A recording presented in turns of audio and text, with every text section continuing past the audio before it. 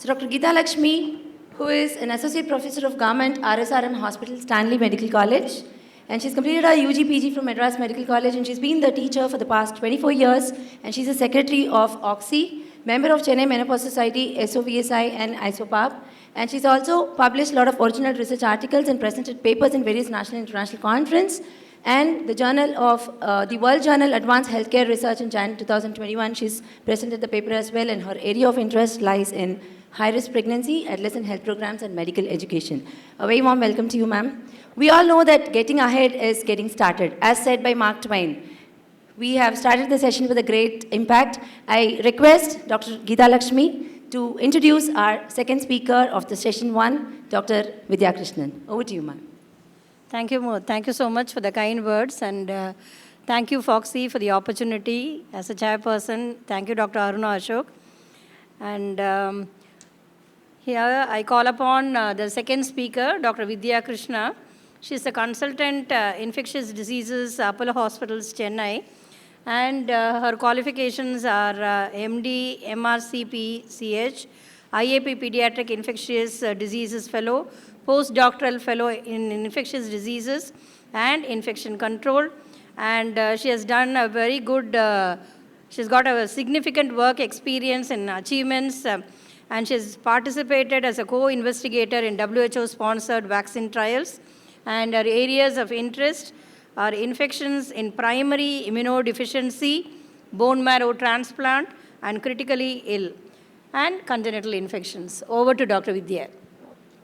Good afternoon, everybody. And at the outset, I would first like to thank Dr. Aruna for this invite. Actually, I can summarize my talk in just a sentence. Infections are the very least important cause of recurrent pregnancy loss. I think you all would have gathered that there was not even a single slide on infections from our first speaker.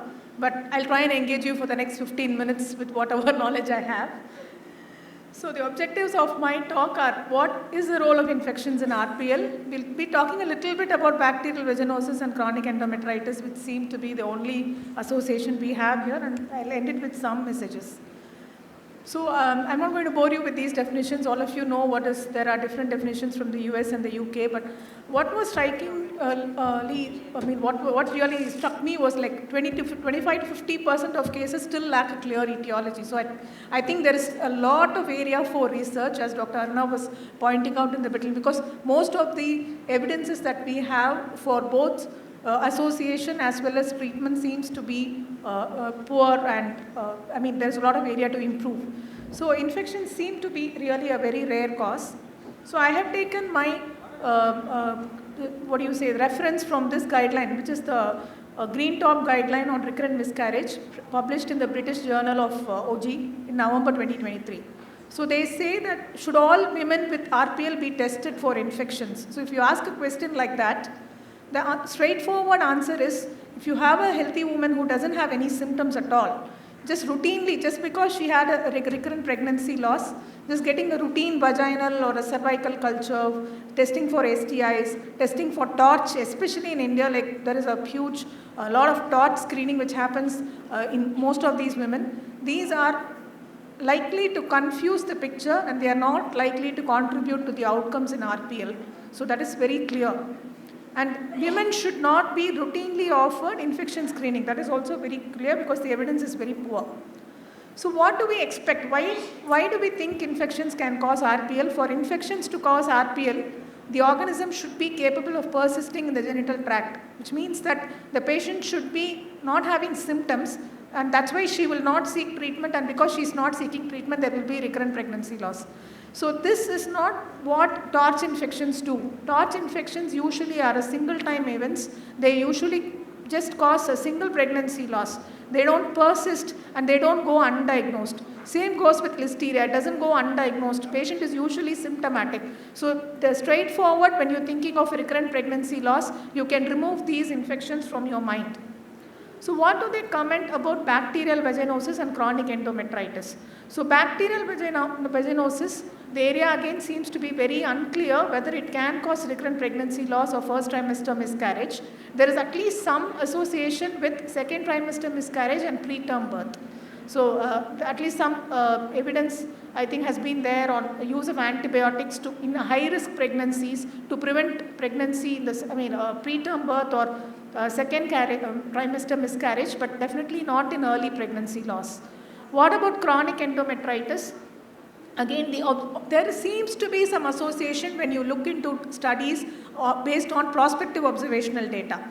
There is not a single RCT to date which has probably looked into this problem, but there is an yellow signal somewhere. Maybe it will lead to green when we start looking deeper. The incidence, they say, is 10.8% in women who have RPL, whereas fertile women will only have 5% a chance of having a chronic endometritis. But again, as we all know, the diagnostic criteria for CE itself is controversial, and again, we don't have RCTs. Probably the area where all of us have to look forward to is the role of microbiome of the uterine cavity, and see what this will help in preventing recurrent pregnancy loss. So I'm just going to spend a few minutes on bacterial vaginosis and chronic endometritis, because if you do have a symptomatic patient, then we should know how to treat this. So by vaginosis, we definitely mean that there is dysbiosis, which means to say normally your vaginal pH should be less than 4.5. You're supposed to have a lot of lactobacilli, which are very good bacteria. But once they get replaced by anaerobes and other bacteria like your Gardnerella vaginalis, Mobilinus, all these bacteria, then that's where you have a dysbiosis happening. So this is definitely a risk factor when you have multiple sexual partners, women who have sex with women, douching, new sexual partners, lack of condoms, all these. There are a particular category of women who are going to be at risk for developing bacterial vaginosis. I don't think most of these are routine patients who walk into a clinic, but worth recalling these risk factors. And symptomatic, when I say they are symptomatic, it means they would have some vaginal discharge, some abnormal odor or itching. So the guidelines, the STI guidelines from CDC also recommend strongly that do not unnecessarily screen asymptomatic women for bacterial vaginosis. Just make sure that they have any of these symptoms before you decide to screen them.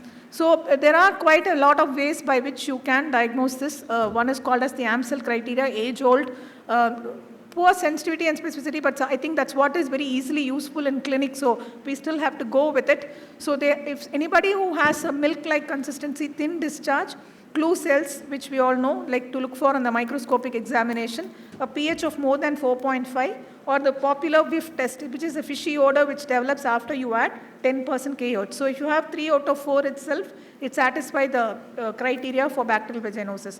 There are other tests, there are some Nugent score, Hay-Eisen criteria. So all of these are just based on the proportion of the good bacteria to the bad bacteria, and that's how it's scored.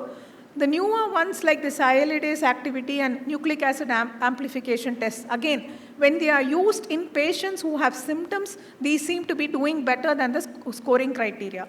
But again, recurrently, it's not worth emphasizing that they should be only done when the patient has some symptom. So the treatment again this is what is standardly recommended, but probably what is easily available for us is metronidazole tablets, 500 mg twice daily for 7 days. The gel which is available here, I looked it up, it comes as a 2% gel, and the clindamycin again comes as 1% cream, so I'm not sure if this is easily available in our markets. So you do have alternate regimes where you could use clindamycin tablets 2 times a day for 7 days, or you could use tinidazole 2 grams once, or you can use 1 gram once daily for 5 days. So the various treatment options once you do hit at a diagnosis of bacterial vaginosis. So moving on to the second part, which is on PID or endometritis. So endometritis itself means there is inflammation which is localized only to the endometrium. So when you say pelvic inflammatory disease, it is already spread on beyond the endometrium to your tubes, ovaries, your peritoneum. And the types can be acute, chronic, or postpartum. So here I am only going to be talking about chronic endometritis because that is where we are worried about recurrent pregnancy loss. So in chronic endometritis, it is a prolonged mild endometrial inflammation which goes on for more than 30 days. There are numerous risk factors which are associated with this, including contraceptive devices, multiple pregnancies, abortions, DUBs, and other uterine malformations. The prevalence is usually underestimated because this disease itself is very silent. But there are papers which say that if you have infertile patients, then 45% of them could have chronic endometritis, especially those who have recurrent implantation failure. So this is something worth noting. Symptoms again are very subtle, some pelvic discomfort, dyspareunia, mainly infertility and covered ART failures. So what is the etiology? So when we talk about endometritis in India, definitely we are worried about TB because TB is a big cause of granulomatous endometritis. I'll come to that in a minute. There are a whole lot of bacteria which is a part of your vaginal flora like your E. coli, streptococcus, staphylococcus, mycoplasma, which can again cause this problem. The STIs seem to be less common like chlamydia and Neisseria gonorrhea, though they can cause a lot of acute cervicitis, endometritis and other things. Generally the association with chronic endometritis seems to be less than acute. So how do you diagnose? So diagnosis of chronic endometritis requires that you do get a tissue biopsy. So you have to do a hysteroscopy and then it's ideally done in the early mid-follicular phase. And there are specific findings that you expect to see like a thick and a pale endometrium, a polypoidal endometrium, or a dirty looking endometrium with caseous deposits like what you would see in TB. So histopathology is the most important test, and here you're expecting to see what you call as the endometrial stromal plasmacytes and micropolyps. So there is a role for CD138 staining because these cells that we see, it's not very easy to distinguish them from a normal endometrium to an abnormal endometrium. Sometimes in some patients, even a normal endometrium could have these plasmacytes. So and it's not easy for every pathologist to be interpreting these cells. So that's why if you want to reduce your inter-observer variability, then CD138 staining is supposed to improve the diagnostic accuracy because it is very specific for these plasma cells. So there are criteria which seems to say that if you have 1 to 5 endometrial stromal plasmacytes per high power field, then you could take it as chronic endometritis.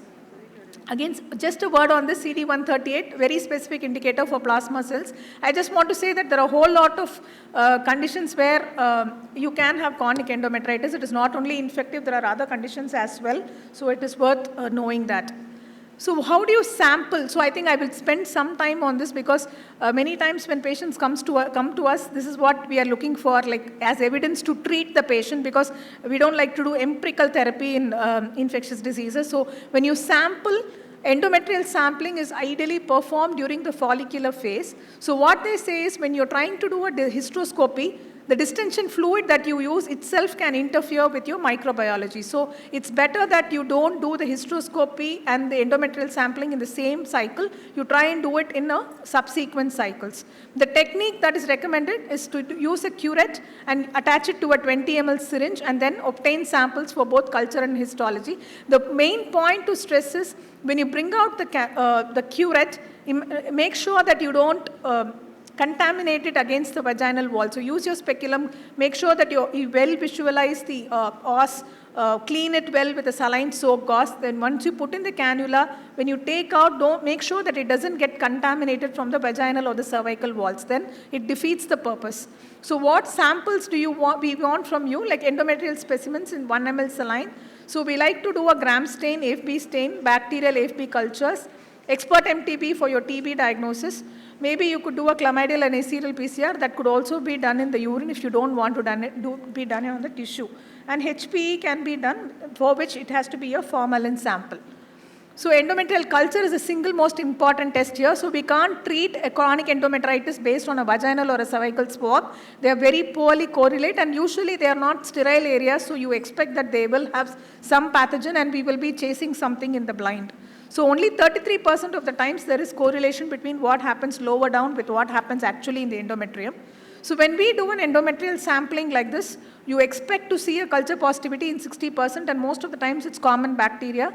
And sometimes you would get culture negative because you do have fastidious organisms like chlamydia, anaerobes and viruses.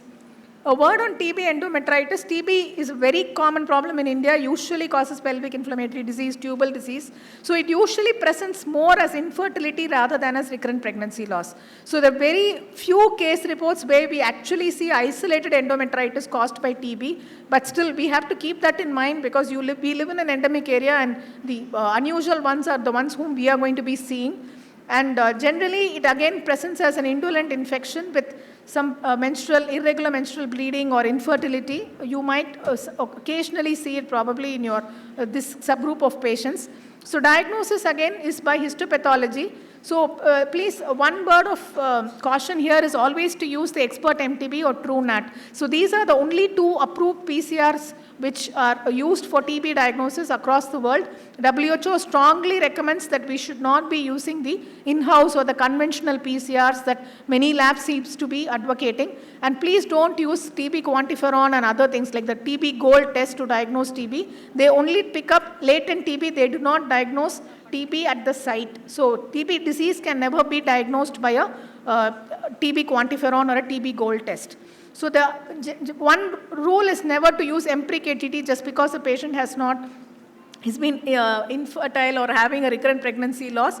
But if you do document TB based on the above test, the standard recommendation is to use a 6-month regimen, which would be 2 HRZE and 4 HRE is what is recommended now if you don't know whether the isoniazid is sensitive or not. So that is a common recommendation now. So treatment in chronic I'll finish in a couple of minutes. So chronic endometritis, empirical therapy, I think most of us would not want to do in India given our rate of gram-negative resistance and even TB resistance. So as I said, it's better to do all those histopathology, cultures and TB PCRs.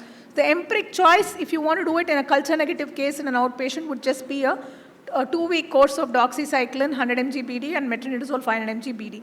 So avoid empirical ATT, screen your partner for also STIs. Gram-negative bacteria, if you do find, then you might, most of the times, peptides will be a good drug to treat these agents. Fluoroquinolones are useless in India, so most of the Western guidelines would recommend ciprofloxacin, but here they are very poor against any bacteria. So amikacin, gentamicin, cotrimoxazole, all these easy drugs do not work in India, unfortunately. Gram-positive bacteria, again, you have good drugs like amoxiclavulanate. So outcomes, again, it's important that when you have CE, you make sure that you rebiopsy that to ensure that CE is resolved after the end of therapy. That is known to improve your reproductive outcomes. So just like to end by saying that infections are a very rare cause. This is obviously an area which needs a lot of inputs from India, like because India has unique problems. We don't know how many of them have TB, we don't know how many of them have chlamydia. It could be, there's at least one paper from Delhi which seems to say that chlamydia is slightly more in our population and is statistically significantly associated with recurrent pregnancy loss. But because it's not a very widely done study or finding, I have not mentioned that, but probably these are areas where we can work on. So just to remember that routine TOT screening should not be done. You could do a bacterial vaginosis screening and treatment in the symptomatics, and role of chronic endometritis is yet to be established in RCTs, but probably in practice you might be seeing here and there. And TB and bacterial causes are what are important in India. Thank you all. Thank you, Dr. Vidhya. That was a very good highlight on infections in RPL because 10 to 15% of the infections are the main cause of RPL. And you have stretched upon the point that routine TOT screening is not recommended, but still we see our patients with that. So what is your take on that? It's not necessary, absolutely. Yeah. See, TORCH infections never cause recurrent pregnancy loss. So they cause a single-time pregnancy loss. And generally when we go by serologies, we all know that serologies are going to be positive for quite some time. It's difficult to time any infection based on a serology. So at least one thing is clear, when you have a patient, if you have a patient, the best time to do a TOT serology is before your first pregnancy. There's no point in doing it, or before every pregnancy maybe, but no point in repeating it for a patient who comes to you with a history of recurrent pregnancy loss. Thank you so much.